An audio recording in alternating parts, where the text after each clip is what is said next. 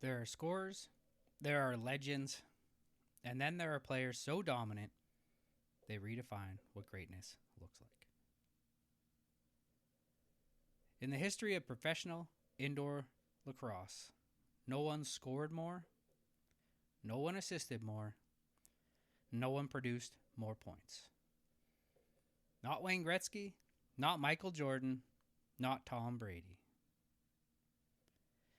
In their sports, yes, but in his sport, there has only ever been one statistical king, and his name is John Tavares.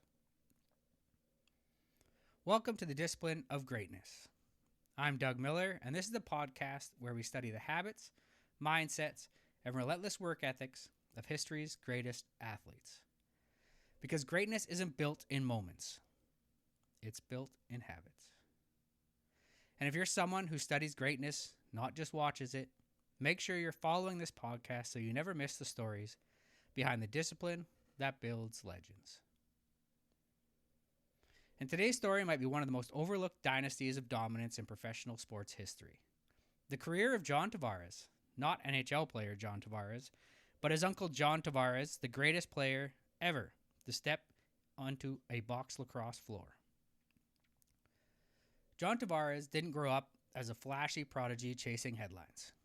He grew up in Toronto, Ontario, Canada, where lacrosse isn't just a sport, it's tradition, it's heritage, it's identity. Canadian box lacrosse is brutal, fast, physical, and unforgiving. You don't survive on talent alone. You survive on toughness, IQ, and discipline. From a young age, coaches noticed something different about Tavares. Not just skill, but vision. He saw plays before they happened. Teammates would later say, playing with John felt like he was controlling the game from 3 seconds in the future.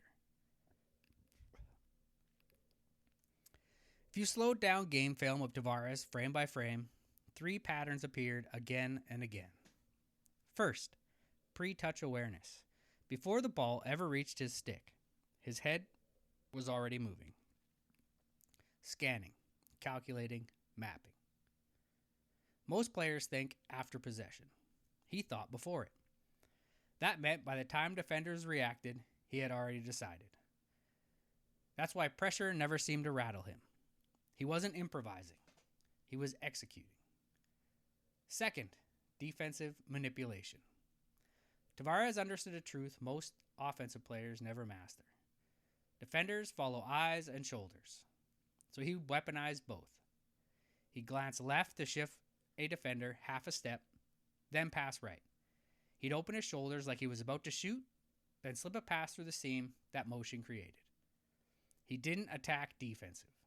He conducted them. And the third, tempo authority. Most elite players play fast. The rarest players control pace.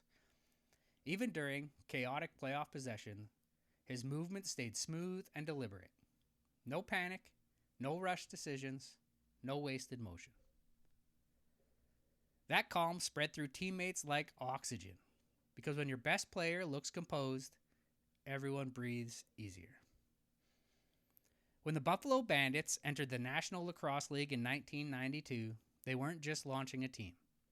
They were entering a league that already had established systems, veteran cores, and hardened professionals who understood the physical and mental demands of indoor lacrosse at the highest level. Expansion teams rarely win early. They struggle to find chemistry, they struggle to find identity, and they struggle to find leadership. Most organizations spend years searching for the player who can become their foundation. Buffalo found theirs immediately in John Tavares. Not because he was loud, not because he demanded attention, not because he carried himself like a superstar, but because from the moment he stepped onto the floor, John Tavares did something rare. He made the game look slower than it actually was. Rookies usually arrive adjusting to speed, adjusting to physicality, adjusting to decision windows that shrink from seconds to fractions of seconds. Teammates quickly noticed that Tavares wasn't adjusting to the professional game. The professional game was adjusting to him.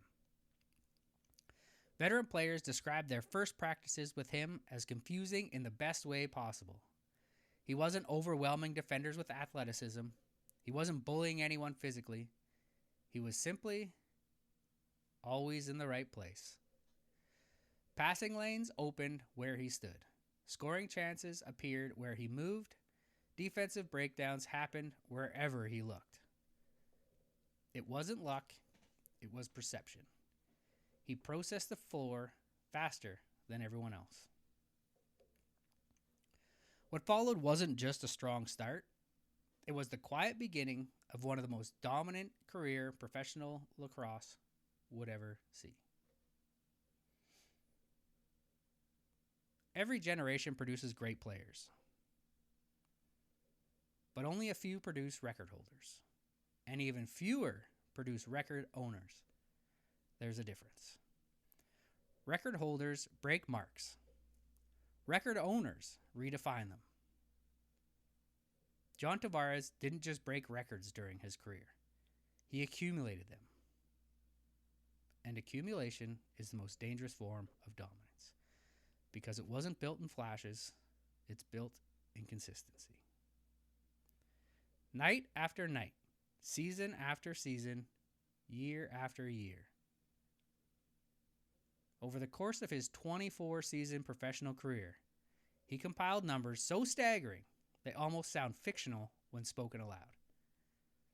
He played in 306 games, scored 815 goals, had 934 assists for a total of 1,749 points in 306 games. Every one of those totals became all-time professional records. Not for a season, not for a decade, for the entire history of the league up until now. That means across generations of scorers, passers, and offensive stars, no one has ever produced more offense than he did. Not one. Raw numbers alone don't tell the full story of dominance. Context does. Because statistics mean different things depending on the era they were achieved in. Some eras favor offense, some favor defense, some favor speed, some favor physicality. Tavares played through multiple versions of the sport, different rule environments, evolving defensive systems, changing roster depths, and rising athletic standards. That matters because it means his records weren't built under one consistent set of conditions. They were built across changing ones. And maintaining statistical excellence across eras is one of the hardest achievements in professional sports. It requires adaptation.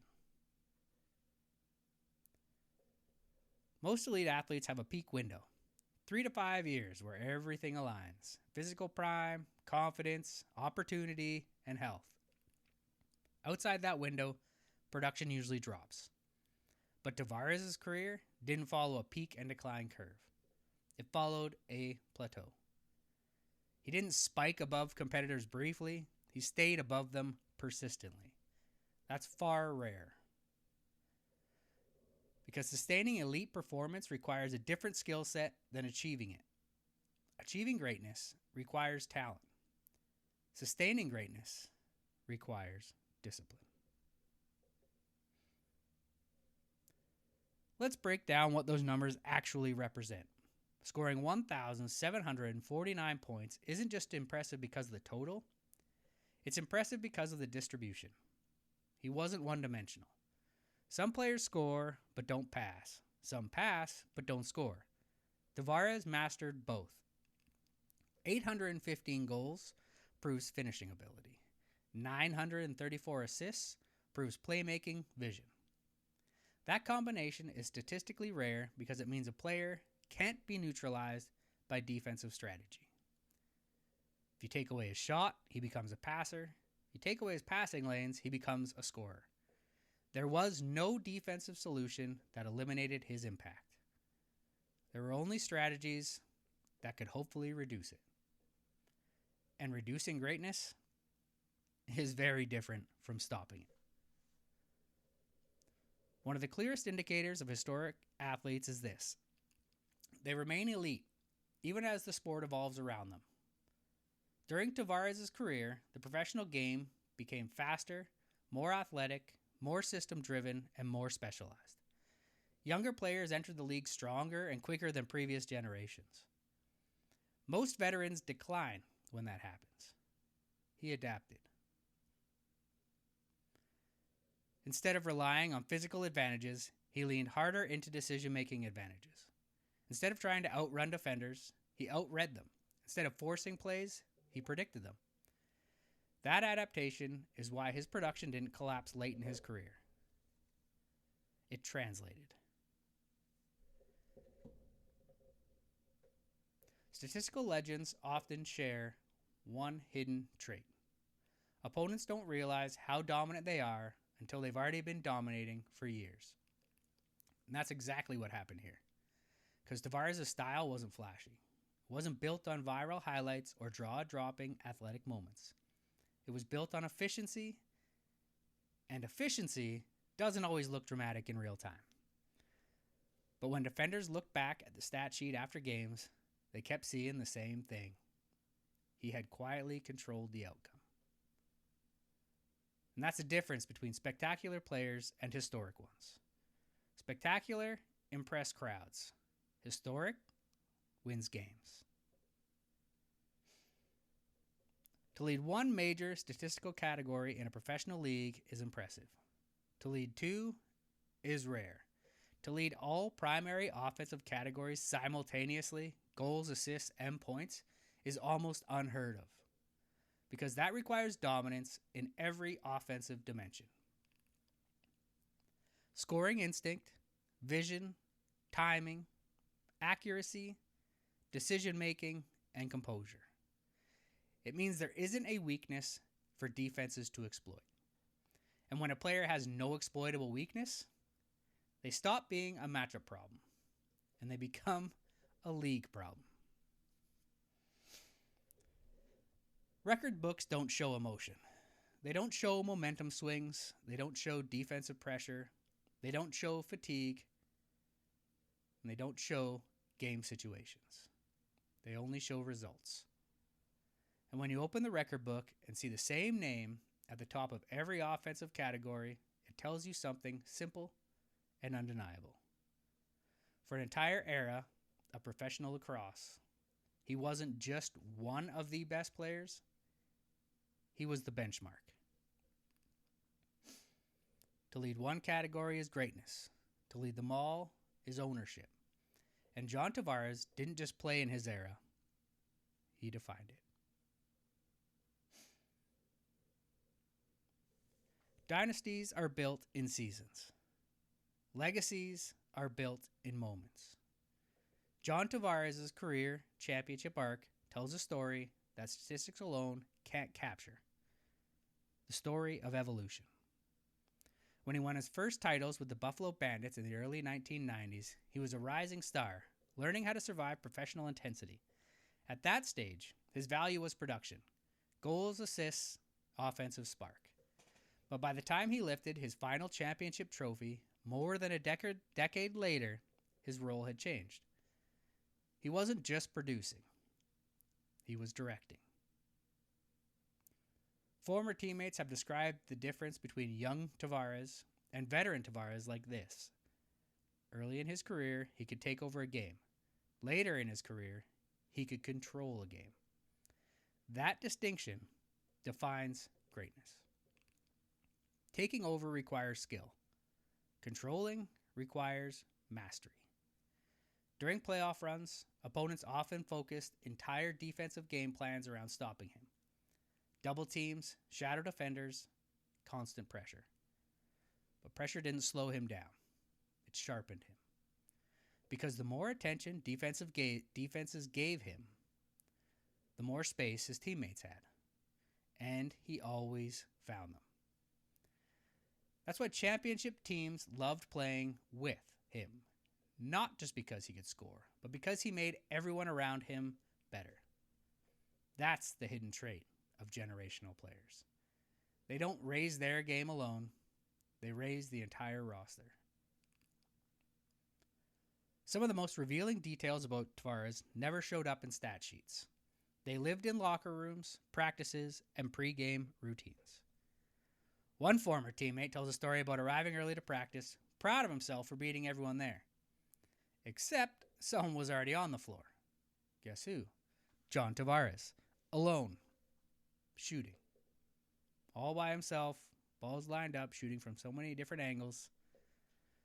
And when he was asked about it, his response? Because games don't give you perfect shots or angles. That sentence explains his entire career. He didn't prepare for ideal conditions. He prepared for reality. A longtime coach once described reviewing film with him after a game. Most players watch highlights. Tavares watched mistakes. Not team mistakes, his mistakes. He'd rewind missed passes, slow them down, and ask, what should I have seen there? That question is the fingerprint of greatness. Average players want validation. Great players want correction. One defender remembers finally stripping the ball from him cleanly during a game, something that almost never happened. He said he felt proud about it for about half a second because Tavares immediately stole it back and assisted on a goal seconds later. The defender later laughed and said, "That's when I realized you don't beat him once. You have to beat him every second, and nobody can do that." Every legendary career eventually reaches a moment when time starts asking its question. Not if you can still play, but how long you can keep proving it. For John Tavares, that moment didn't arrive suddenly. It crept in quietly, the way time always does with great athletes. The sport was changing, and that's when most legends fade. But Tavares wasn't built like most stars.